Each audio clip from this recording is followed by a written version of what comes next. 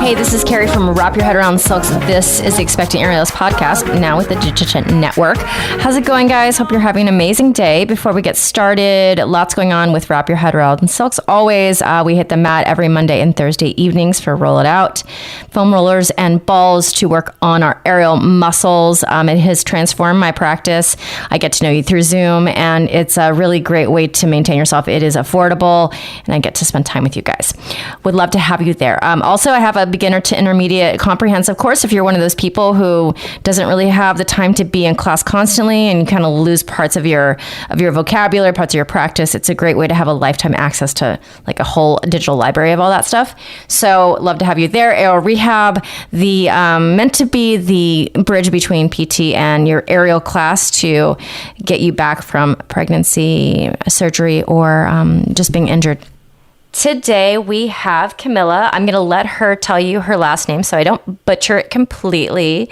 She is a mom of 3 kids. She's got a 3-month-old infant, so she got a fresh one, and she started her aerial practice after she had her first kid. She's actually here in LA. She trains at the Loft, although I've never met her because she's a hooper, and I'm not really like, don't consider myself a hooper, although I teach hoop. I give direction on hoop, but so she talks about training in her last pregnancy and, full-time job plus 3 kids. All right, guys, let's get started. How are you today? Yeah, good. I just get my older kids to school and then start working and then gonna take a rest and talk with you for a while. Oh my God, I love this. Okay, so if you will say your full name, where you live, a little bit about your family, a little bit about your aerial practice, and then I'll just jump in. Yeah, sure. So my name is Camilla Zheng, and currently I live in LA with my family. So me and my husband, and then we have 3 kids, and I just got this new baby 3 months ago. He turned 100 days yesterday. Oh my God, you are that fresh? Yeah, exactly. Yeah, and my husband and I, we both work full-time, but luckily due to the COVID, we work remotely. So it's kind of flexible. Yeah. Camilla, did I know you're living in LA? Did I know that? Yeah, I do. I don't think I knew that, but can I tell you how much I can't hold in my brain right now?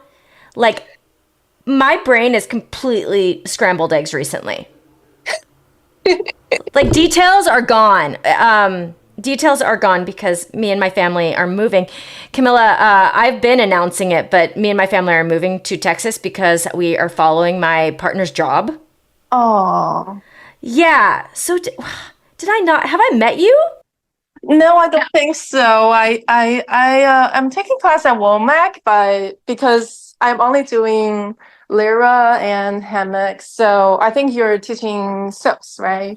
Yeah, I teach a lot of silks, but then also you're freshly postpartum right now. So are you in class? No, not right now. Yeah, already. Yeah. You are. Yeah. Oh my I'm God, there. wait. Yeah. Oh my God, do you want to take from me this week? I'm totally teaching Monday, Wednesday, Friday. But I mean, for silk, I've only take. No. I'm teaching all of Lydia's classes this week. Oh, this week? Yeah, because she's still in Europe.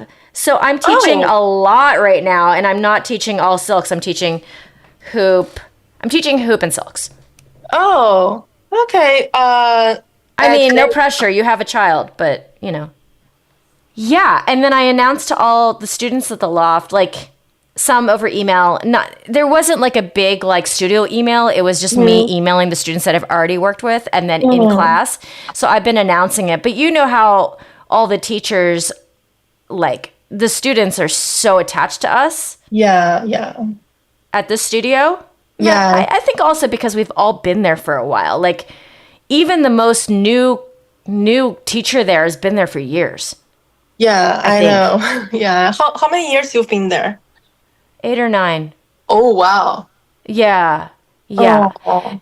And the students that are currently learning from me have not been there that long because the ones that I've taught 8 or 9 years ago, a lot of them moved on to either working professionally or they just don't take class continuously. There's a couple people, and those women are in their like late 40s, early 50s who have been taking since the studio opened. But yeah, so even the ones that have been with me a couple years, they're very attached because I'm like, the person that taught them from the very, very beginning. I see. Yeah, exactly. Yeah. Yeah. Yeah, they're super attached. But okay, back to you. I always make it about me. You know what I'm saying? It's like my toxic trait on this podcast.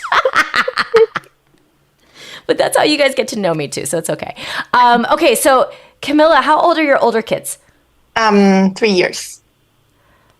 So you have a 3-year-old? Wait, you have a 3-year-old and a what? And a almost 2 years. The other one, the second one. Okay. So you have a 3-year-old, a 2-year-old, and a 3 months. 3 month. Whoa, dude. I have 3 under 3. Yeah. Okay, and you work full time, but are you working full time right now? Yeah. I already started working. It's like I only have 3 month maternity leave, so Yeah. back to work. Okay, so wait, what is your job? What's your job? I do healthcare data analysis, so like clinical trials data and stuff. Are you like what's your education? What's your education for that? I graduated from USC in master's in pharmaceuticals, economics, and policy. Oh wow, you are a smart cookie, or you just really studied really hard because that is a hard degree. It sounds hard, but I feel like aerial is like because I haven't done aerial for quite long. I would say like almost it's been on and off for 2 years. What's on and off for 2 years? Because during I started doing aerial after I gave birth to my first baby, and and after that I've done for about half a year, and then I figured because I'm still quite new to this sport, not sport like aerial stuff, so I think it's better to hold on because I'm pregnant again. So I stopped, and after I delivered my second baby, I'm like fully back to aerial. And so did it feel like a lot of stopping and starting? Like you couldn't get momentum in your practice? Did it feel like that or no? yeah, a little bit. It's like because I feel like after several months of training, I kind of get a hang of it, but then I stopped, so I have to start over again after. Yeah, it's like that can be frustrating. especially after deliver baby, the core it's really weak. I feel like before I was able to do straddle like very easy, but until especially this time, I feel like straddle I have to. Yeah, it's hard for me right now. Yeah. Okay. How old are you right now? 30, 31. Okay. So did you guys plan your family to like have the kids this close together and start when you started? Did you guys do that consciously? Yeah, because I feel like when we get old, like maybe 50, our kids they're bigger, and when our kids were like maybe 20 or something, we're still not that old. We still can play with them, go out, hang out. There's not too much gap between us. You're smarter than me. You're way smarter than me. I was pregnant at 41 and then had her at 42. One of my friends was saying, "Oh, it's so cute. My 10-year-old, when we were watching TV, he like went over to hold my hand, and he's 10 and he still wants to hold my hand."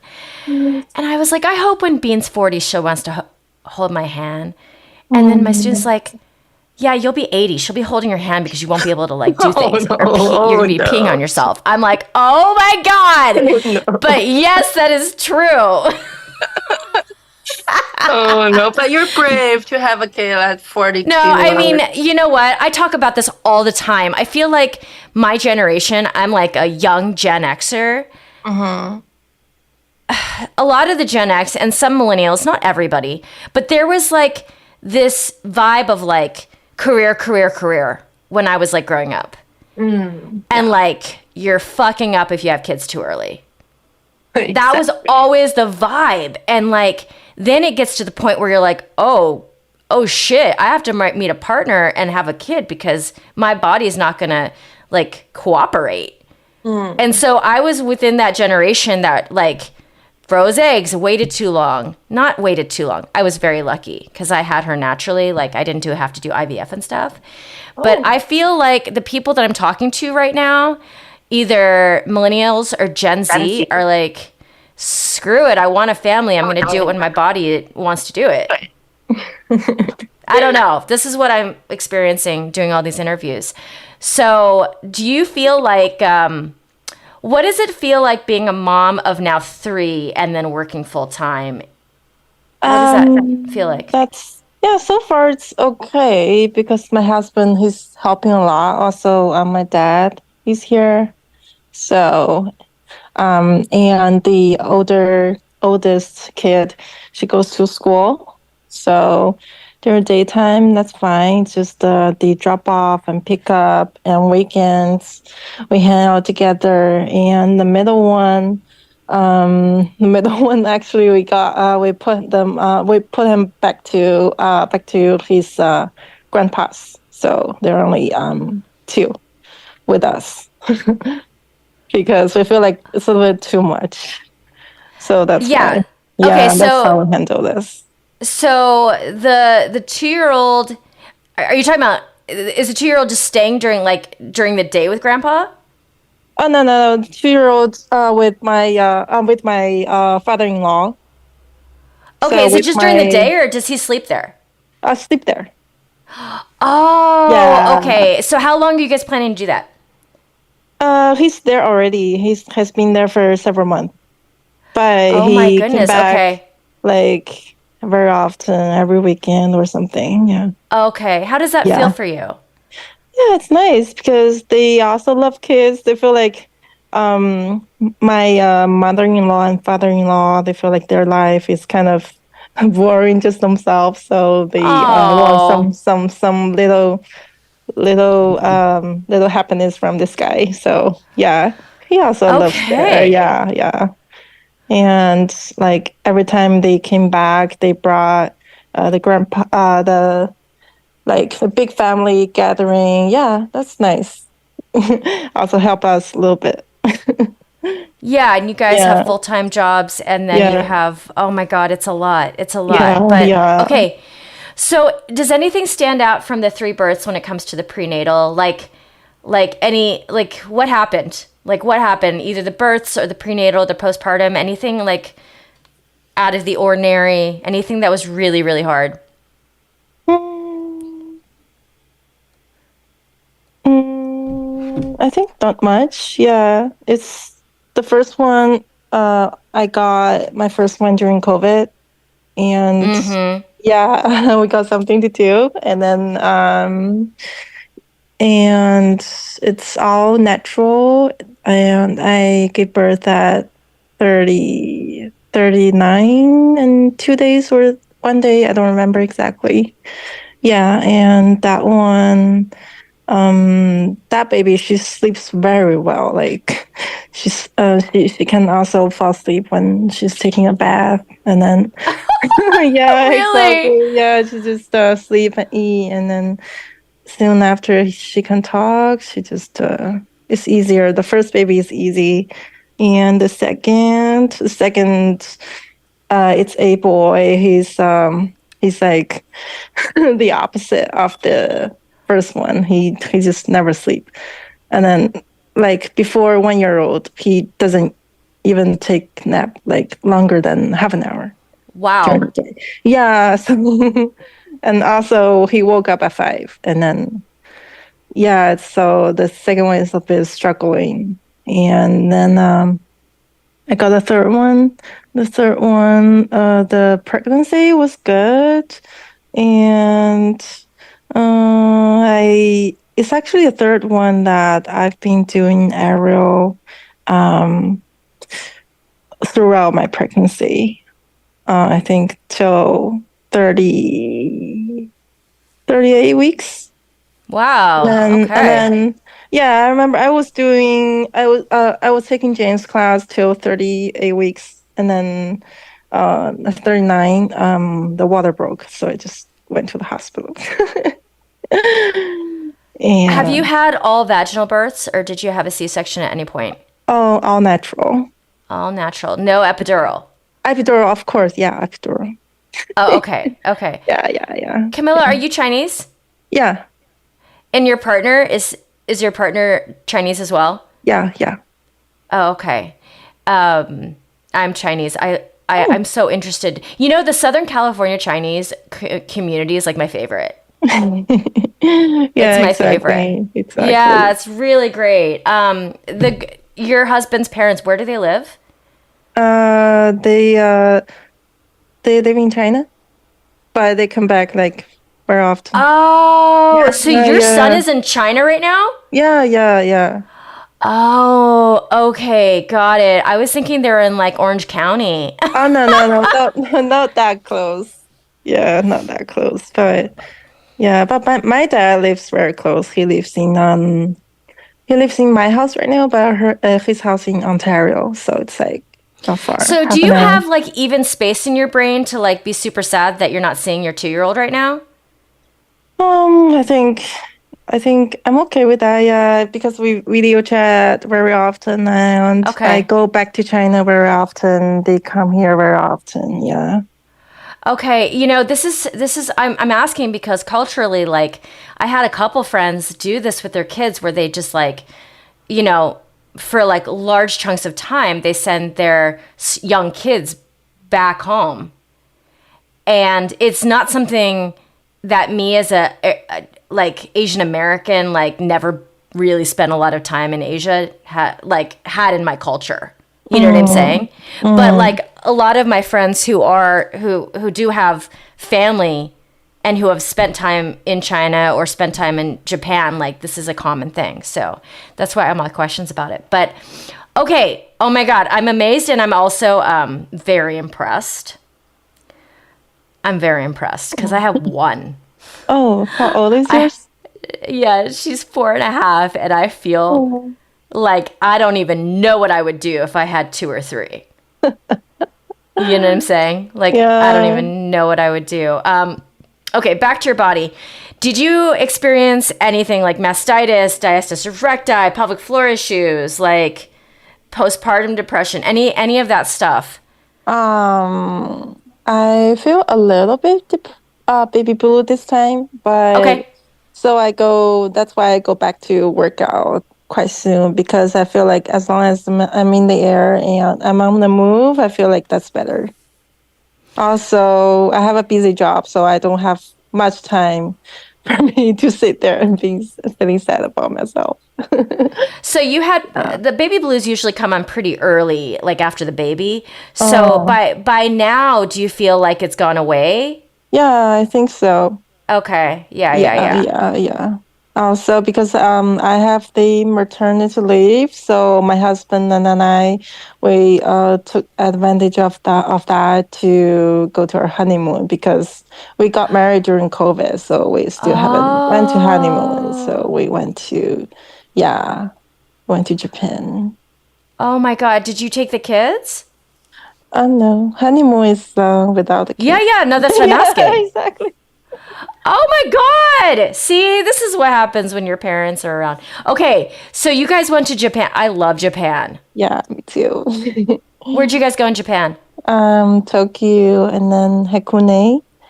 And then what's that called? Kyoto? Did you guys go to Kyoto? No, we didn't. There's one place, the Nara. No, I haven't been, but I'm sure it's amazing. Are you breastfeeding your infant right now? Oh no, because I don't have much. Oh, okay. When I breast pump, I have like 2 ounce, like Okay. total, and then for my first baby, I breastfeed for a while, for a month, but then she refused to eat on me. Like every time she saw me, she just push away, and Oh my then, God. yeah, she wants the bottle because she's like, oh, so tired, sighing and eating. Oh, she's like that. So So all three of yours are on formula? yeah, I breastfeed for a few days, and then because I don't have much, Okay. oh yeah, and then I just don't feed, and then my milk just gone. Is that emotional for you that you're not breastfeeding or no? Oh, I think that's okay because I asked the doctor also. They said the formula is quite good right now, so yeah. Okay, yeah, because some women get so disappointed, right, that they can't breastfeed. Mm, But it's refreshing to hear from a woman who the breastfeeding wasn't going great, and then you're also fine with it. yeah, my husband also said, yeah, you don't have you don't have to force yourself into it. The formula is the same, yeah. So Yeah, and then yeah. my mom formula fed all of us. Oh. Yeah, she formula fed all of us. Like I asked, like when I was pregnant, and she's like, "Yeah, I didn't breastfeed you guys." I was like, "Okay," because nowadays people make a big deal of it. Some people make a big deal of it. It doesn't need to be. It's like you get those babies fed, Yeah, they're happy, yeah, they're healthy, you know. yeah, And it also exactly. makes your life easier, right? Because you're not tied. I mean, my bean, speaking of, wouldn't sleep without me. She also wouldn't eat without me. Like Oh, she wouldn't even take a bottle from her dad. she doesn't want bottle? She doesn't want bottle with my breast milk in it. She would Oh. not, I mean, she would do it, but it was like, this is not my preference. Oh. What To about the point, formula? Has she tried formula? I mean, she's 4.5. I mean, I I mean, got through her first, I breastfed her for 18 months because she would not eat from any other source, which also meant I could never be away from her for longer than a couple hours. yeah. Because she was like, like this child, I mean, it is such a beautiful, I mean, not comparing to anybody else, but it is such a beautiful relationship now. And I'm really, like, I don't mind all of that because, like, we are so close. But, like, oh my God, this child was like, I want mommy. I want her now. I want her to eat. I want her to sleep. I want her to bathe. I want everything. So, I know. So, I think also, though, if you have more than one, that behavior has no choice but to shift because another child comes into play. Whereas Yeah. my kid, she's the only kid here. So she's like, this is what I want. Put my foot down. And it's like, there's no other kid to kind of like push her out of that, you know? So, Exactly. yeah. So when you have more than one, you know, and when you have them so close together, I also have another student at the loft. Do you know, you might know her, Haikui. Oh, yeah, yeah, yeah. Yeah. She has 4 now. And I Yeah. asked her like midway through all that, I was like, so how do the babies feel about like moving from your bed? Because she would co-sleep and feed. And then when the kid got older, they would just move into a toddler bed with their other siblings. And she's like, no, they're cool with it. And it's because it's a culture in her family. Like that's what you do. Haiku's Yeah. amazing too. Like she was like Yeah. Oh my weightlifting God. and doing aerial throughout the entire pregnancy. Yeah, exactly. Yeah, you guys have a And lot of examples of that at our studio. actually, she encouraged me a lot because I was taking class with her.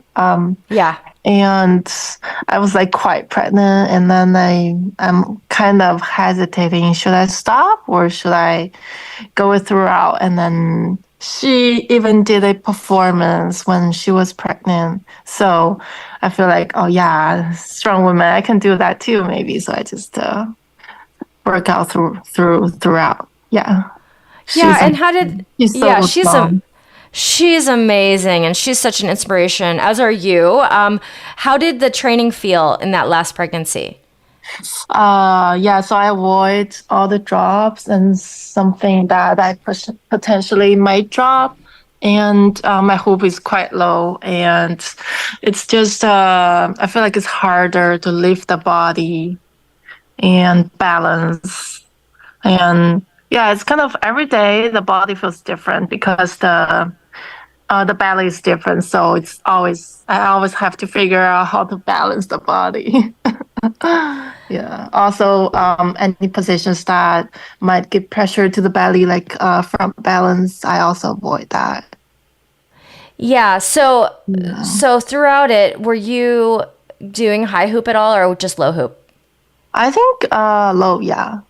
Yeah, low On hoop. the spinning, I do on the high, but if I have to get on the hoop, I still do it low just to be safe. And how was spinning feeling? Spinning's okay, but I feel like my tolerance just gradually went down. And also, it's hard to control the body in in the spinning because I feel like the body just floating around, like the belly and everything. It's not like it's hard to control. Yeah. I felt like, and this coming from a person who's primarily silks. I do primarily silks, so hoop is like my third apparatus. Mm. Hammock is before hoop in my like preferences. Mm. So I'm not as used to it as my silks, and it felt so much more painful during my pregnancy than it does after or before. Did you have that experience? Yeah, it's like some postures I am able to do before I'm not able to do after. Like during the pregnancy. Yeah. It feels like different. Yeah, it does. I felt much Yeah. more sensitive. Knee hangs. Were you able to do any knee hangs during your Yeah, knee pregnancy? hangs. Yeah, I can only do double knee hang. The single one Yes. I cannot do. Yeah. Yeah. You know, it's interesting because as a personal trainer, they always said, don't roll the behind the knees during pregnancy. And then here we are doing knee hang, right? So I always like think about that. I'm like, oh, I wish there was a study about that, but of course there's not. Okay, tell me if you have any advice for the women out there listening. It can be about being a mom of three, about going back to your practice, about having, inconsistency in your practice and how you deal with that mentally and physically. Or if you touch on all three of those, it'd be great.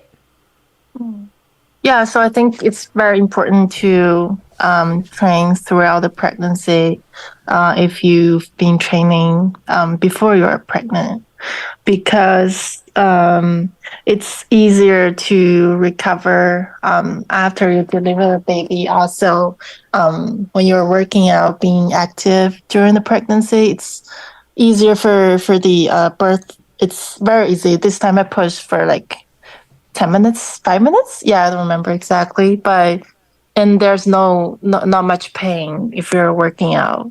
And especially for aerial, the my favorite position when I was pregnant, it's upside down because I have the what's that called, pubic bone, that one, that Oh, part. Yeah, pubic yeah, symphysis. You yeah. had that pain. Yeah, that Okay. pain. And then when I'm upside down, oh yeah, that feels so good. It's like no pressure on the bone. Yeah, so I just love being upside down. And um and Did you have also, pubic symphysis during only one pregnancy? yeah, I have a little bit, but after I gave birth, it's gradually recovered. Also, the abs, it's gradually coming back together. Okay. Yeah, Okay. yeah, but I think it's better to check with the physical therapist because I checked and he said I'm ready to go, so I just came back. Otherwise, if you have the diastasis recti and then with too much abs, I think that would just worse it, make it worse. Okay. How do you feel? I'm going to go back to the other questions, but how do you feel about your body now after baby 3? I think much better, yeah. But I mean, I'm still slowly recovering, so I'm still working on my straddle again. It's just like, um, especially after the birth, lots of positions, postures you're able to do, you have to revisit them because your body's different. It's like relearn everything. But Yeah, yeah. yeah, but I have the muscle memory, so much faster. Okay. And Okay, back yeah, to the yeah. other question. If you have advice about being a mom of 3. Yeah, that one I would say, you have to get your husband very engaged. You're not just a mom of herself, and then I think it's very good for the kids to go to school like after 1.5, because my older one, after she went to school, she learns a lot, and she's like, I have this feeling like she's just suddenly grows up, like at least 1 year, yeah, because she became so independent after she went to school.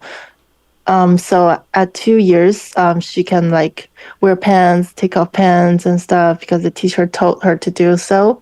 If she's at home, she's like, yeah, everything we do for her, and then it's different. Yeah. Yeah. And Yeah.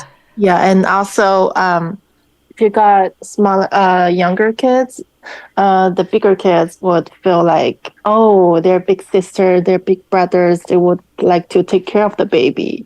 My oldest daughter would like to feed the newborn baby like every time and then put him to sleep. It's Oh my God, that's so yeah, yeah. It's sweet. very important for the siblings to stay close to each other. Oh my Yeah, goodness. And your oldest is a girl. yeah. And your youngest? Boys. All others are boys. You have 2 boys and a girl. Okay. Yeah, yeah, yeah. I love this. Oh my goodness. Camilla, thank you so much for being here. I really appreciate it. You're a busy, busy woman. Thank you, thank you. My listeners, if you would honor me with a 5-star rating and review, I would appreciate it forever. It is the hardest thing about being a podcaster is to get your podcast out to the people who want to listen. So the best way to do that is to have a good star rating and just ride that algorithm. So I really appreciate if you guys would just open the Apple app and leave me a review. It makes such a difference. I appreciate you. I also have Greener Grass with Digitent Podcasts with my friend Kelly McVeigh. If you want to hear my voice twice a week, it's there for you. It's light, it's heartfelt, and we bring on some really amazing guests. All right, my friends, over and out. This is Carrie from Wrap Your Head Around Silks. This is the Expecting Aerialist.